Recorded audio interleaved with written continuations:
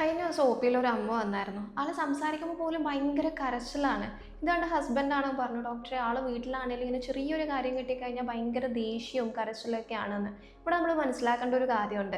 Menopause അല്ലെങ്കിൽ ആർത്തവ വിരാമം, ഇത് കേൾക്കുമ്പോൾ നമ്മൾ ഭൂരിഭാഗം പേരുടെ മനസ്സിൽ വരുന്നുള്ളത് ഭയങ്കര ചൂടും അമിതമായിട്ടുള്ള വേർപ്പ് ഇങ്ങനെയുള്ള ശാരീരിക ബുദ്ധിമുട്ടുകൾ മാത്രമാണ്.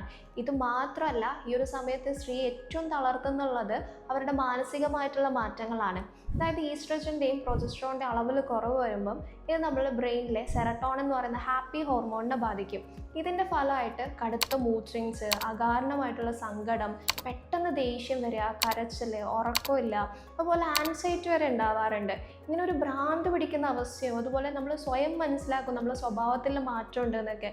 ഇങ്ങനെയൊക്കെ തോന്നുമ്പം ദയവേത് കുറ്റബോധം തോന്നരുത്. കാരണം ഇത് നമ്മളെ പ്രശ്നമല്ല, നമ്മുടെ ശരീരത്തിലെ ഹോർമോൺസിൽ ഉണ്ടാകുന്ന വ്യതിയാനം മാത്രമാണ്. ഇതിനെപ്പറ്റി നമ്മളുടെ ഹസ്ബൻഡ് ആണെങ്കിലും കുട്ടികളാണെങ്കിലും കൂടുതൽ അറിഞ്ഞിരിക്കുക. ഇങ്ങനെ ബുദ്ധിമുട്ടുന്ന സ്ത്രീകൾ നിങ്ങളുടെ വീട്ടിലുണ്ടെങ്കിൽ അവർക്ക് വേണ്ടിയിട്ടുള്ള സപ്പോർട്ട് നിങ്ങൾ നൽകുക. നിങ്ങളെ കൊണ്ട് അതിന് പറ്റുന്നില്ലെങ്കിൽ അടുത്തുള്ളൊരു ഡോക്ടറെ കാണിക്കുക. അവർക്ക് കൃത്യമായിട്ടുള്ള ജീവിതശൈലിയിലൂടെയും വ്യായാമത്തിലൂടെയും നമുക്ക് ഈ ബുദ്ധിമുട്ടുകളൊക്കെ മാനേജ് ചെയ്തുകൊണ്ടുവരാൻ സാധിക്കും.